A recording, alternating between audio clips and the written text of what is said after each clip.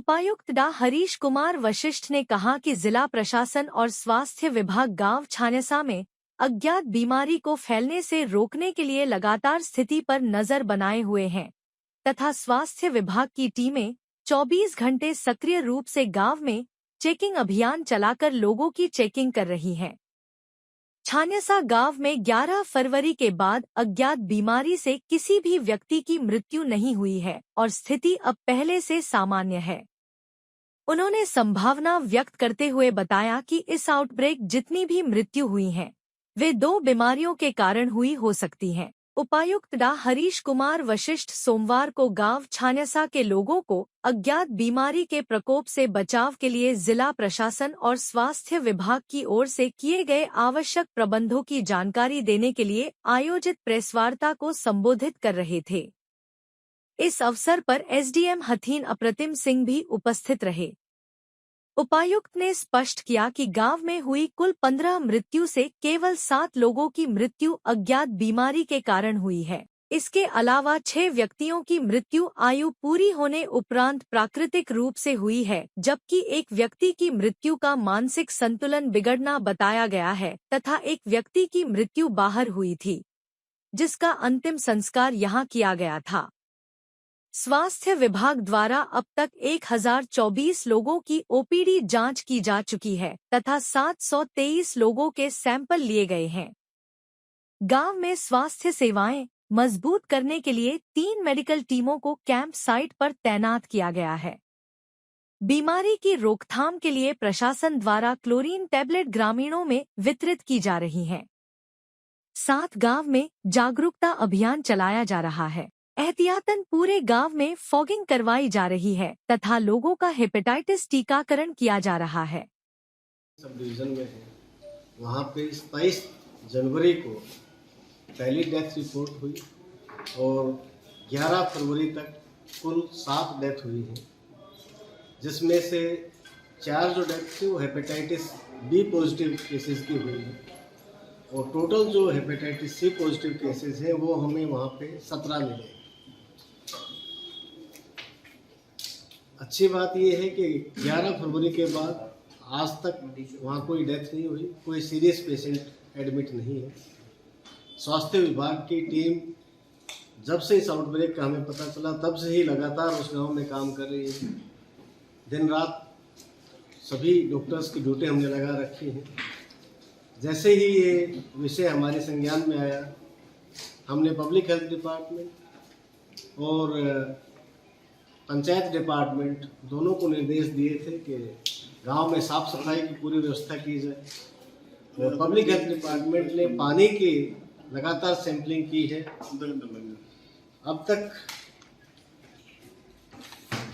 जो हमारे पास रिपोर्ट है, जो टोटल जो सैंपल लिए गए हैं, जो टोटल ओपीडी जिन लोगों को हमने स्क्रीन किया है वो 1024 है और 723 लोगों के हमने सैंपल लिए हैं। 464 हमने ओटी टेस्ट करवाए हैं, ऑर्थोटॉयलिन टेस्ट जो पानी की गुणवत्ता के लिए होता है। इसके अलावा 239 बैक्टीरियोलॉजिकल टेस्ट करवाए हैं।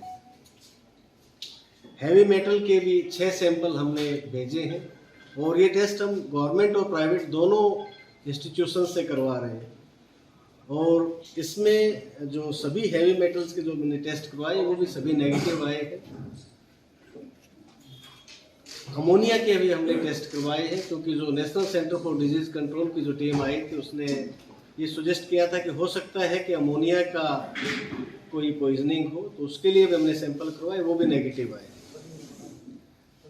ये एक बड़ा गांव है जहां जो टोटल पॉपुलेशन है वो लगभग 5700 लोगों की है।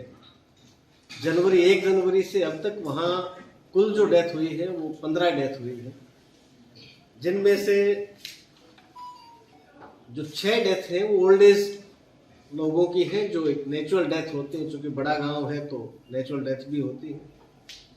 एक व्यक्ति को कुछ मेंटल और साइकोलॉजिकल प्रॉब्लम्स थी तो उसकी डेथ हुई है और एक व्यक्ति की डेथ बाहर कहीं हुई थी और उसका केवल गांव में फ्यूनरल किया गया था। आउटब्रेक के कारण 7 डेथ हुई है, जैसा मैंने आपको बताया। प्रशासन की टीम लगातार गांव में विजिट कर रही है, मैं भी गया हूँ, एसडीएम साहब भी लगातार गांव में जा रहे हैं और अब लोगों में उस तरह का भय का वातावरण नहीं है। लोग एक तरह से संतुष्ट हैं कि एक हद तक जो समस्या है वो खत्म हो गई। भी यहाँ आए हैं, सभी टीम्स लगातार इसको इंस्पेक्ट कर रही है।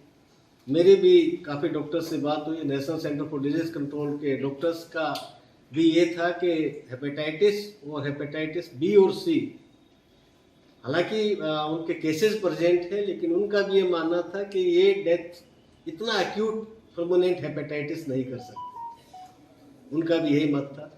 लगातार डॉक्टर्स एपिडेमियोलॉजिस्ट यहाँ आ रहे हैं और वो अपनी रिसर्च कर रहे हैं। अभी एक डेफिनेटिव डायग्नोसिस हम आपको नहीं बता सकते कि वास्तव में क्या कारण था, हालांकि ये डिजीज जरूर वहाँ पाए गए, लेकिन उनका भी ये मत था कि ये कोई ना कोई एग्रीवेटिंग फैक्टर हो सकता है वहाँ रहा हो। कई बार एक डिजीज अकेला डेथ ना करके 2 डिजीज इकट्ठे आ जाते हैं तो उससे भी डेथ हो जाती है।